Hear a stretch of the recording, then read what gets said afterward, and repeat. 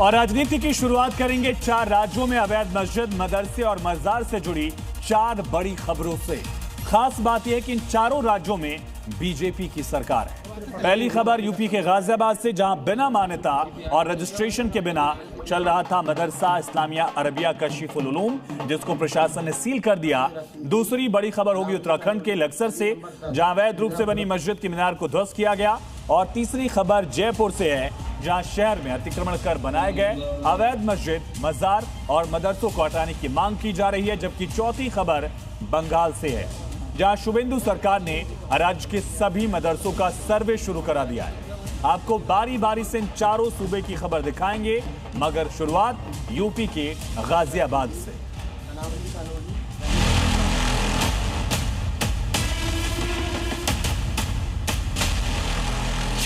गाजियाबाद के खोड़ा में सूर्य हत्याकांड और हिंडन नदी में मांस फेंकने के मामले में नाम सामने आने के बाद प्रशासन का एक्शन अब तेज हो गया है।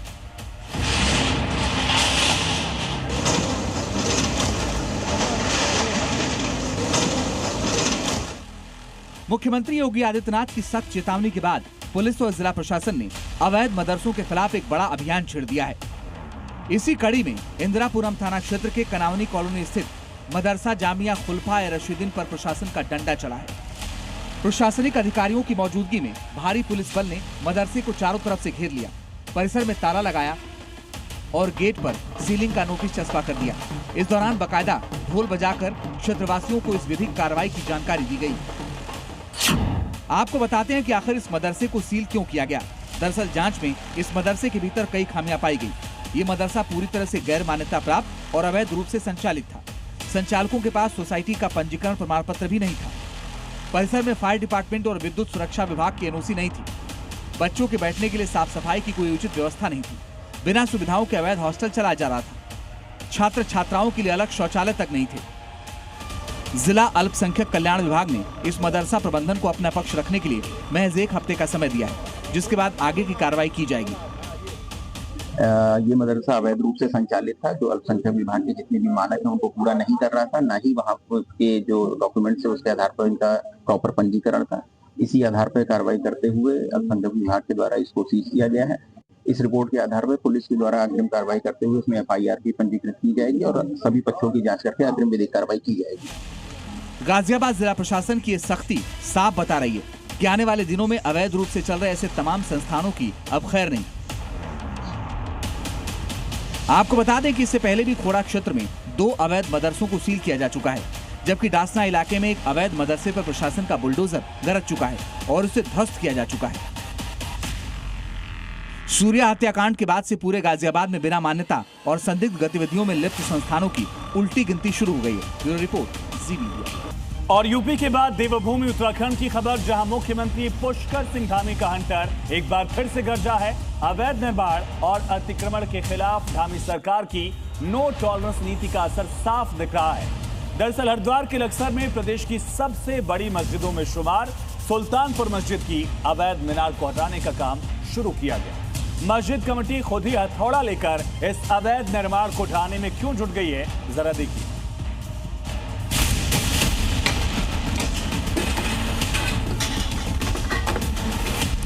टूटेगी सबसे ऊंची मीनार, नियमों के खिलाफ निर्माण, धामी सरकार का हंटर। उत्तराखंड में अवैध निर्माण और लैंड जिहाद के खिलाफ चल रहे महाअभियान के बीच हरिद्वार से एक बड़ी तस्वीर सामने आई है। लक्सर के सुल्तानपुर में स्थित प्रदेश की सबसे बड़ी मस्जिदों में से एक पर प्रशासन का डंडा चला है। नियमों को ताक पर रखकर खड़ी की गई मस्जिद की गगनचुंबी अवैध मीनार को अब खुद मस्जिद कमेटी को तोड़ना पड़ रहा है। प्रशासन के सख्त निर्देश के बाद शनिवार से मीनार की ईंटों को एक एक कर हटाने का काम दोबारा शुरू हो चुका है। आपको बता दें कि सुल्तानपुर की इस मस्जिद में एक मीनार नियमों के खिलाफ जाकर बेहद ऊंची बनाई गई थी। स्थानीय लोगों की शिकायत और सुरक्षा के लिहाज से इसे खतरा मानते हुए बीते साल ही प्रशासन ने इसे सील भी कर दिया था। लेकिन धामी सरकार के कड़े रुख को देखते हुए अब कमेटी ने खुद ही इस अवैध हिस्से को हटाने में भलाई समझी। अवैध मदरसों पर सीएम धामी की स्ट्राइक, टूटेगी सबसे ऊंची मीनार। डेमोग्राफी बदलने की साजिश पर रोक, नियमों के खिलाफ हुआ था निर्माण। हरिद्वार की ये तस्वीर महज एक वानगी है, असल में ये असर है मुख्यमंत्री पुष्कर सिंह धामी के उस संकल्प का जिसपे उन्होंने साफ कहा था कि देवभूमि के मूल स्वरूप से खिलवाड़ बर्दाश्त नहीं किया जाएगा। उत्तराखंड में पिछले कुछ समय में सरकारी जमीनों पर कब्जा करके बनाए गए अवैध मदरसों और धार्मिक स्थलों के खिलाफ एक बड़ा शुद्धिकरण अभियान चल रहा है। अवैध कब्जा करने वालों के हौसले पर कानून के आगे झुकना पड़ा। खुद भाईजान ने उठाया हथौड़ा। 2026 जुलाई से राज्य के अंदर जितने भी इस प्रकार के मदरसे हमारे यहाँ संचालित होते हैं, उन मदरसों में अब जो उत्तराखंड शिक्षा बोर्ड के द्वारा निर्धारित पाठ्यक्रम है उसी पाठ्यक्रम को पढ़ाया जाएगा। अन्यथा जिन मदरसों में नहीं पढ़ाया जाएगा वो मदरसों को बंद कर दिया जाएगा।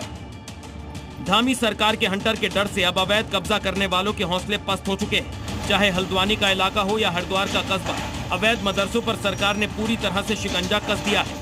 जिन मदरसों के पास फंडिंग के स्रोत नहीं है या जो सरकारी जमीनों पर अवैध रूप से चल रहे हैं, उन्हें जमींदोज करने में सरकार की जेसीबी जरा भी हिचक नहीं रही है। यही वजह है कि लक्सर में भाईजान ने प्रशासन की बड़ी कार्रवाई का इंतजार करने के बजाय खुद ही हथौड़ा उठाना बेहतर समझा।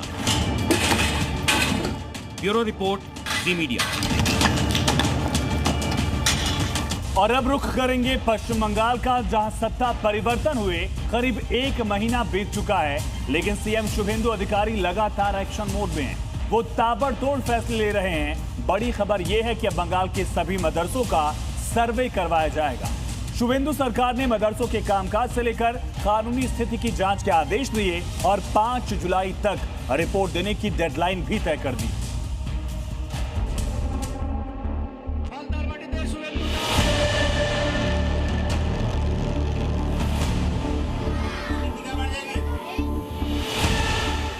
बंगाल में बीजेपी सरकार के गठन को अभी महज 1 महीना ही हुआ है और मुख्यमंत्री शुभेंदु अधिकारी के नेतृत्व वाली सरकार ने प्रशासनिक कसावट शुरू कर दी है।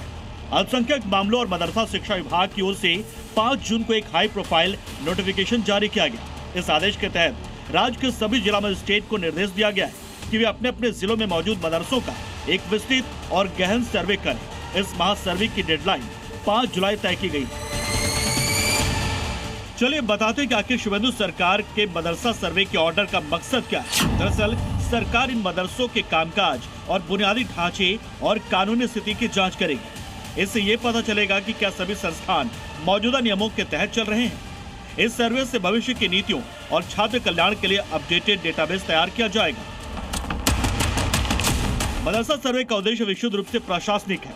सरकार राज्य में मदरसा शिक्षा की वास्तविक और पूरी तस्वीर चाहती है ताकि वेरीफाइड जानकारी के आधार पर भविष्य की नीतियां बनाई जा सके, छात्रों के कल्याण के उपाय सोचे जा सकें और संस्थागत प्रबंधन को सुधारा जा सके। यानी सरकार रिकॉर्ड्स और नियमों में मौजूद किसी भी तरह की कमी को दूर करना चाहती है।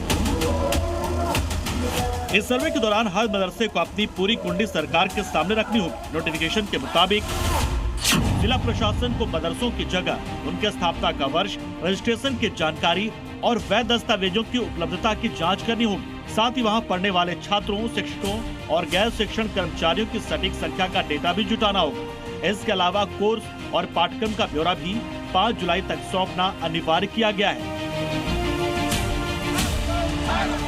इस कवायद के दौरान अगर किसी भी संस्थान में कोई अनियमितता या अनधिकृत गतिविधि पाई जाती है तो उसकी अलग से जांच की जाएगी। हालांकि सरकार का फिलहाल पाठ्यक्रम बदलने का कोई प्रस्ताव नहीं है। गौरतलब है कि इससे ठीक पहले शुभेंदु सरकार ने राज्य के सभी शैक्षणिक संस्थानों और मदरसों में सुबह की प्रार्थना के दौरान वंदे मातरम गाना अनिवार्य किया था। ऐसे में इस सर्वे को लेकर राज्य की सियासत को एक बार फिर वार पलटवार का दौर शुरू होना तय माना जा रहा है।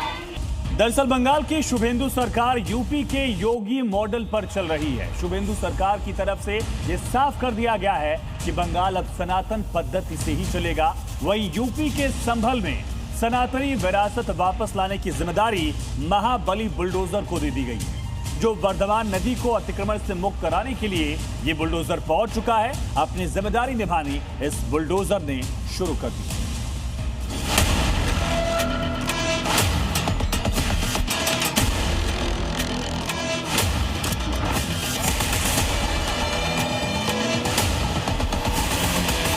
जितने भी होंगे सब ढूंढेंगे, सब निकालेंगे और दुनिया को बोलेंगे कि भगवान ने जिसको आंखें दी हैं वो आके देखो तो क्या हुआ था संभल में।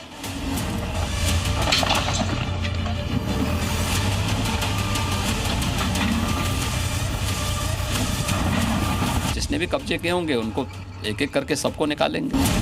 यूपी के सीएम योगी साफ कह चुके कि संभल को उसकी सनातनी विरासत वापस दिलाकर रहेंगे और योगी के इस वचन को पूरा करने के लिए उनका महाबली लगातार जुटा हुआ।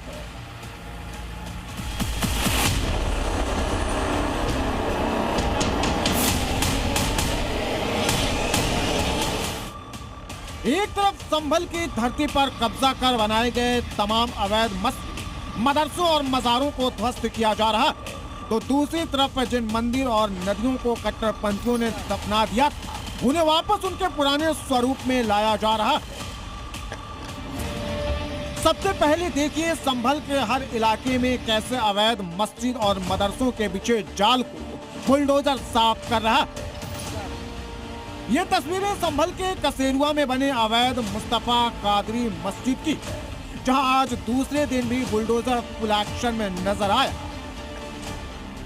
कल जहां बुलडोजर कार्रवाई खत्म हुई, वहां से आगे बढ़ते हुए बाकी बचे अवैध हिस्से को ध्वस्त किया गया और फिर प्रशासन की टीम ने अवैध मस्जिद का मलबा भी हटा दिया। संभल में आज एक और जगह बुलडोजर चला, मगर ये कुछ मिटाने के लिए नहीं बल्कि दशकों से दफन सनातनी अवशेष को निकालने के लिए चला। दरअसल संभल में कब्जा गैंग और कट्टरपंथी ताकतों यहाँ के मंदिरों और मूर्तियों को ही नहीं मिटाया बल्कि ऐतिहासिक वर्धमान नदी पर भी अतिक्रमण कर उसका निशान तक मिटा दिया। मगर संभल के कायाकल्प में जुटे योगी फोर्स ने अब वर्धमान नदी को पुरानी पहचान दिलाने का बीड़ा उठा लिया। संभल के डीएम और एसपी ने खुद पूजा अर्चना के बाद फावड़े से खुदाई कर वर्धमान नदी के पुनरुत्थान की शुरुआत, जिसके बाद एक साथ 8 बुलडोजर एक्शन में आ गए। आपको बता दें वर्धमान नदी 14 किलोमीटर लंबी और बाउद से भोजपुर गांव तक जाती है। इसे पाट कर खेतीबाड़ी शुरू कर दी गई, मगर इस सूखी नदी को पुनर्जीवित करने का अभियान शुरू हो चुका है और दावा किया जा रहा है कि अगले 10 दिन में वर्धमान नदी पुराने स्वरूप में नजर आने लगेगी। यानी 10 दिन तक ये बुलडोजर कार्रवाई यूं ही जारी रहेगी। सुनील, जी मीडिया, संभल। गाजियाबाद के खोड़ा में बकरीद के दिन हिंदू युवक सूर्या चौहान की उसके ही मुस्लिम दोस्त असद ने बड़ी बेरहमी से हत्या कर दी थी। इस वारदात पर सीएम योगी ने साफ कहा था कि दोस्ती की आड़ में छुरेबाजी और अपराध कतई स्वीकार नहीं होगा और अब सूर्या हत्याकांड को लेकर करीब 10 दिन बीत जाने के बाद बाबा बागेश्वर ने इसे फ्रेंड जिहाद का नाम दे दिया है और इसी पर नया विवाद छिड़ गया।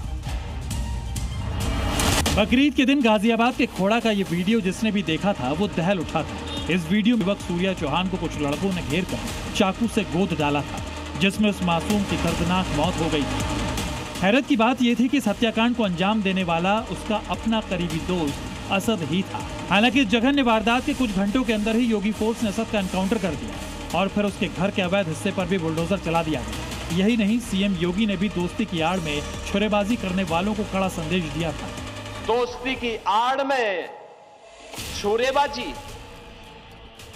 स्वीकार्य नहीं और कतई स्वीकार्य नहीं होगा।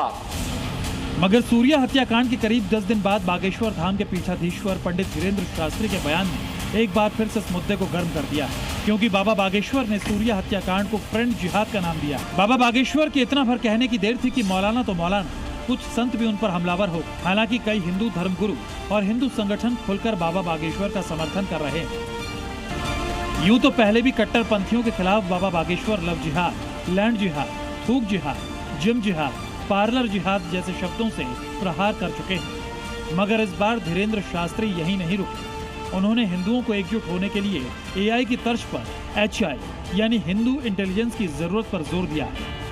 ये पहला मौका नहीं है जब धीरेन्द्र शास्त्री सनातन के समर्थन और कट्टरपंथियों के विरोध में अपने बेबाक बयान को लेकर चर्चा में आए हो। दिव्य दरबार में कथावाचन और सनातन हिंदू एकता पदयात्रा के दौरान भी उनके शब्दबाण विरोधियों को काफी चुभते रहे हैं। ब्यूरो रिपोर्ट, जी मीडिया। पश्चिमी उत्तर प्रदेश का बरेली और बिजनौर फिर से चर्चा में है, लेकिन गलत कारणों से। दरअसल बिजनौर में एक जगह एक ऐसे कट्टरपंथी को दबोचा गया जिस पर आरोप है कि वो मंदिरों को ही टारगेट करता था, देवी देवताओं की मूर्तियां खंडित करता था। तो वहीं बिजनौर में ही कट्टरपंथी गैंग की एक और साजिश का खुलासा हुआ, जहां दलित युवती के साथ अस्पताल में गैंगरेप किया गया और फिर जबरन धर्मांतरण के लिए जान से मारने की धमकी दी गई। वहीं पश्चिमी यूपी में ही बरेली में दरगाह में लव जिहाद वाली साजिश का खुलासा कैसे हो गया है, ये रिपोर्ट देखिए।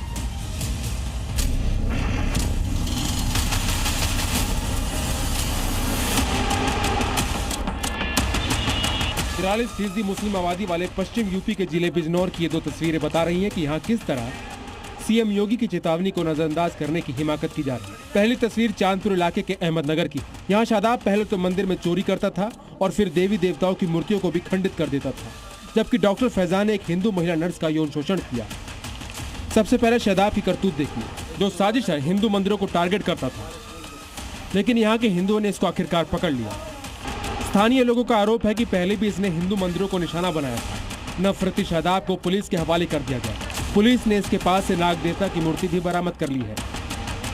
मंदिर में स्थापित किए गए नाग देवता तथा दान पात्र से कुछ रुपए चोरी करके व्यक्ति द्वारा भागने का प्रयास किया गया तथा वहां स्थित गार्ड के द्वारा उसको तत्काल पकड़ लिया गया तथा ला करके थाना चांदपुर को सुपुर्द किया गया। आरोपी व्यक्ति की पहचान शादाब के रूप में हुई, जो कि अहमदनगर थाना चांदपुर का रहने वाला है। इसके पास से चोरी किए गए माल नाग देवता का मूर्ति तथा 732 रुपए बरामद कर लिया गया है। कट्टरपंथी शादाब का इलाज अब योगी फोर्स अपने फॉर्मूले से ही करेगी, लेकिन बिजनौर की इकलौती घटना नहीं है जिससे स्थानीय हिंदू आक्रोशित है। बिजनौर की दलित बेटी की डॉक्टर फैजान, माजिद, आरिफ, शाहनवाज ने पहले इसमत लूटी, फिर धर्मांतरण करने की धमकी दी और जब इस दलित बेटी ने हिंदू धर्म छोड़कर इस्लाम अपनाने से इनकार किया तो इसे गौमांस खिलाने की भी कोशिश की गई और जान से मारने की धमकी दी गई।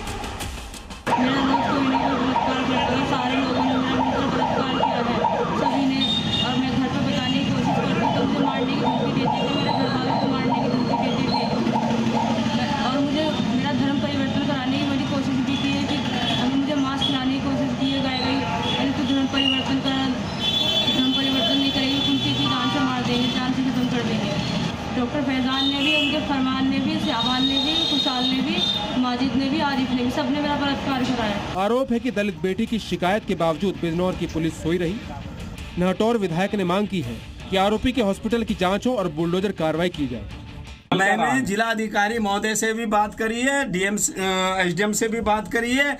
मैंने कहा है कि जल्दी से जाकर के उसको चेक करवाइए किस तरह का वो हॉस्पिटल था। अगर वो गलत हॉस्पिटल है तो जाकर के उस पर बुलडोजर की कार्रवाई करवाइए, उसको ध्वस्तीकरण करवाने का काम करिए।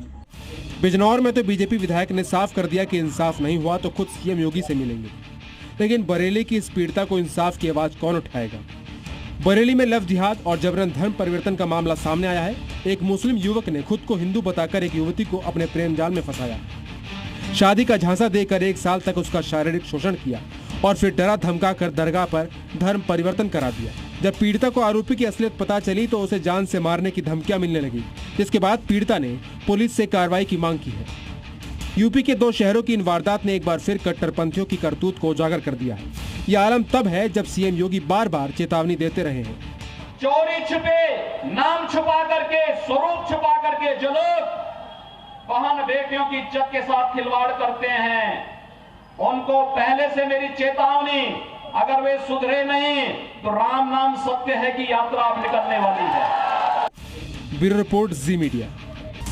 तो यूपी में कट्टरपंथी गैंग एक्टिव है, लेकिन योगी फोर्स इलाज कर रही है। वहीं पटना में फैजल खान पर कानून और प्रशासन का एक्शन तेज हो गया। कोचिंग सेंटर में बवाल मामले में फंसे फैजल खान अभी भी फरार है, लेकिन उनका कोचिंग सेंटर अब फायर सेफ्टी के नियमों में फंस चुका है और फरार फैजल खान की कोचिंग सेंटर पर सीलिंग की तलवार लटक चुकी। 2 जून से लेकर आज 7 जून यानी 6 दिनों में फैजल खान कोचिंग सेंटर के बाहर हुए हंगामे का मामला अब कोचिंग सेंटर की सीलिंग की तरफ बढ़ चुका है। बच्चों को सस्ती शिक्षा का दावा करने वाला फैजल खान का ग्लोबल स्टडीज मुश्किल में है, क्योंकि फैजल खान कहां फरार हैं किसी को नहीं पता।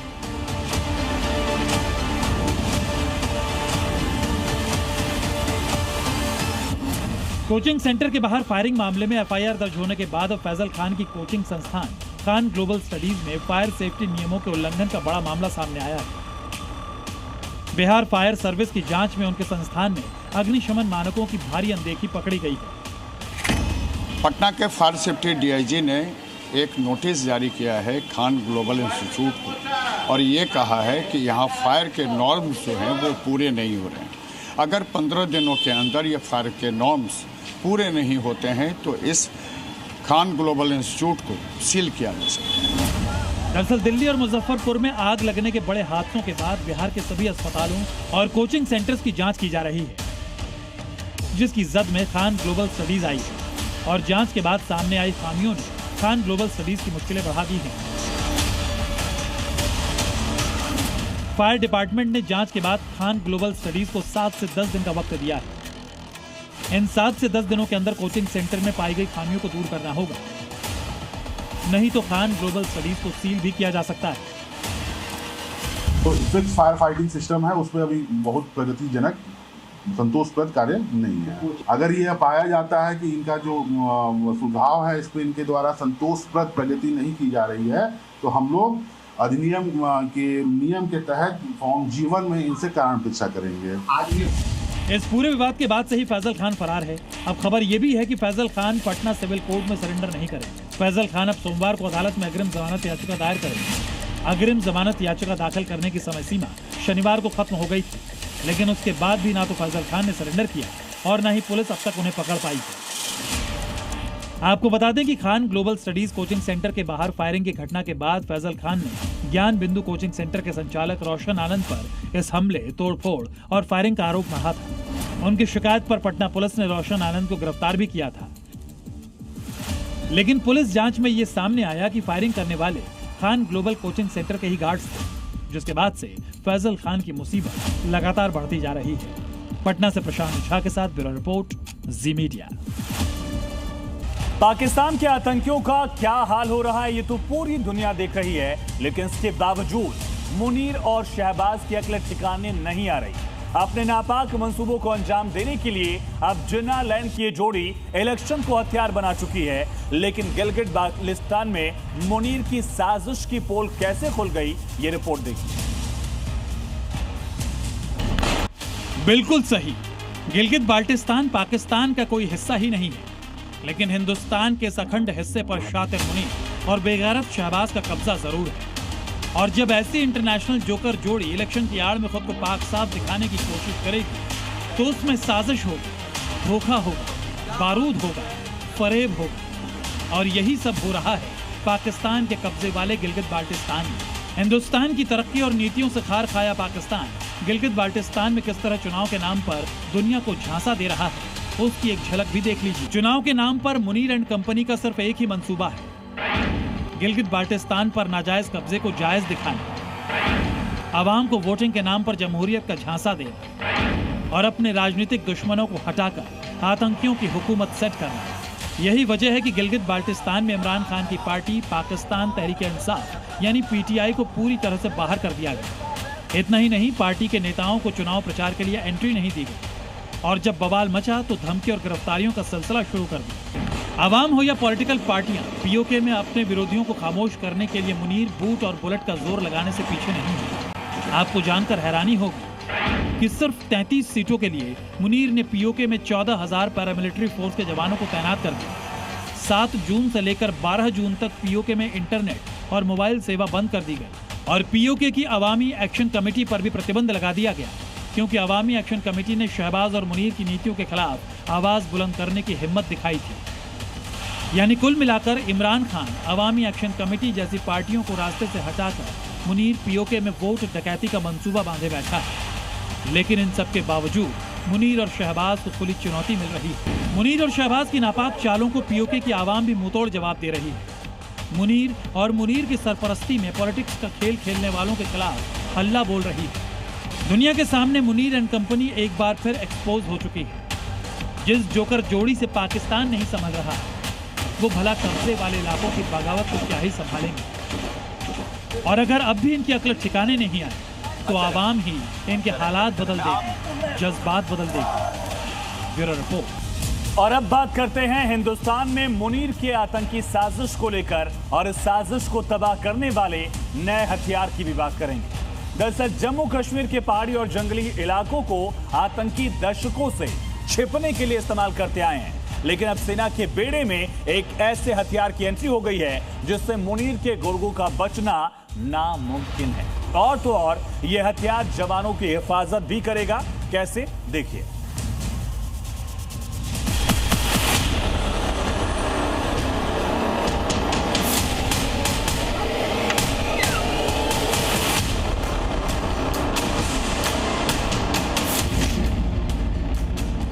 मुनीर के आतंकियों पर सेना की बड़ी स्ट्राइक।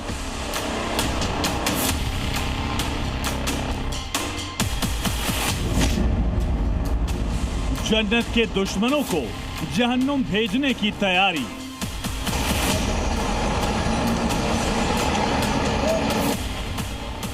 दुर्गम पहाड़, घने जंगल, गहरी खाई, पथरीले रास्ते, घाटी की ज्योग्राफी मुनीर के सपोलों के छिपने के लिए सबसे मुफीद है। लेकिन भारत के शूरवीरों के शौर्य के आगे मुनीर की आतंकी गुर्गे भी बच नहीं पा रहे। घाटी में चल रहे ऑपरेशन शेरू वाली ने जिनालैंड के आतंकियों में खलबली मचा दी है। यह ऑपरेशन 23 मई को राजौरी के मंजाकोट सेक्टर में डोरीमल गंभीर मुगला के जंगलों में शुरू हुआ था। इस ऑपरेशन का मकसद इन जंगलों में छिपे पाकिस्तानी आतंकियों को खोजना और सफाया करना है, लेकिन घने जंगल और प्राकृतिक गुफाएं होने के कारण सुरक्षा बलों के लिए ऑपरेशन बड़ा चैलेंज बना है। आतंकियों की गर्दन दबोचने के लिए सेना ड्रोन, हेलीकॉप्टर, स्नाइपर डॉग्स की मदद ले रही है, लेकिन उसके बाद भी जवानों पर कुदरत का खतरा बना हुआ है। ऑपरेशन शेरू वाली के इसी मुश्किल मिशन में भारतीय सेना ने अपना एक बहादुर सैनिक खो दिया। ऑपरेशन शेरूवाली में लेफ्टिनेंट वीरेश्वर गोस्वामी शहीद हो गए। शहीद लेफ्टिनेंट वीरेश्वर गोस्वामी अल्मोड़ा के रहने वाले थे। राजौरी के बेहद दुर्गम इलाके डोरीमल में चल रहे ऑपरेशन को लीड कर रहे थे। लेफ्टिनेंट वीरेश्वर गोस्वामी पहाड़ी से पैर फिसलने से खाई में गिरे थे। उपराज्यपाल मनोज सिन्हा समेत सेना के उच्च अधिकारी और प्रशासनिक अधिकारी ने शहीद लेफ्टिनेंट वीरेश्वर गोस्वामी को श्रद्धांजलि दी। लेकिन अब आतंक विरोधी अभियानों और दुर्गम इलाकों में सेना की मदद के लिए हेक्सोकॉप्टर ड्रोन गेम चेंजर साबित होने वाला है, जिसे भारतीय सेना ने अपने बेड़े में शामिल कर लिया।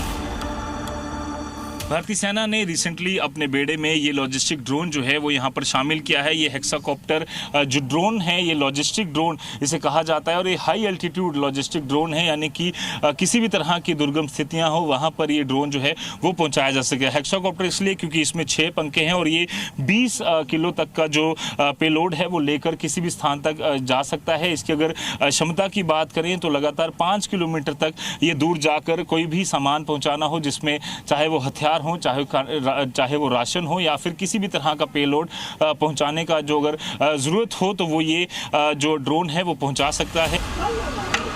पिछले कुछ सालों में आतंकवाद के साथ जम्मू कश्मीर में बादल फटे और भूकंप जैसी घटनाओं में सेना की सक्रियता बढ़ी है, और ऐसे हालातों के लिए भी ऐसे लॉजिस्टिक ड्रोन की जरूरत बेहद खास हो जाती है। ऐसे में हाई एल्टीट्यूड लॉजिस्टिक ड्रोन भारतीय सेना की ताकत को न सिर्फ बढ़ाएगा बल्कि दुश्मनों की साजिश को भी मुंहतोड़ जवाब देगा।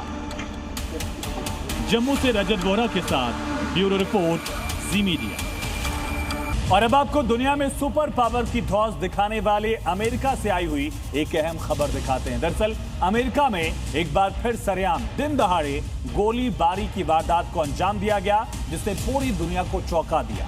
ईरान से जंग शुरू करने के बाद अमेरिका में इस तरह की मास शूटिंग की घटनाएं तेजी से बढ़ी हैं, लगातार सामने आ रही हैं, और सिर्फ आम लोग ही नहीं बल्कि खुद डोनाल्ड ट्रंप भी बुलेट टारगेट पर आ चुके हैं। अब पूरी दुनिया में यह आशंका बढ़ गई है कि ये सब लोन वुल्फ अटैक मॉड्यूल का हिस्सा तो नहीं है।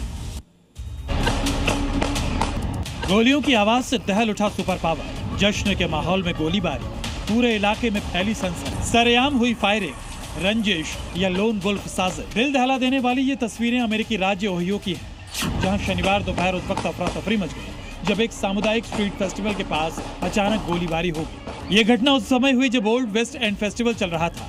ये टोलेडो में होने वाला 2 दिन का लोकप्रिय फेस्टिवल है। इस फेस्टिवल में लाइव संगीत, खाने पीने के स्टॉल और खरीदारी के स्टॉल लगे थे। इसे शहर के समर फेस्टिवल सीजन की शुरुआत माना जाता है, लेकिन इस फेस्टिवल में जैसे ही गोलीबारी हुई, वहाँ मौजूद लोगों में भगदड़ मच गई और लोग अपनी जान बचाने के लिए इधर उधर भागने लगे।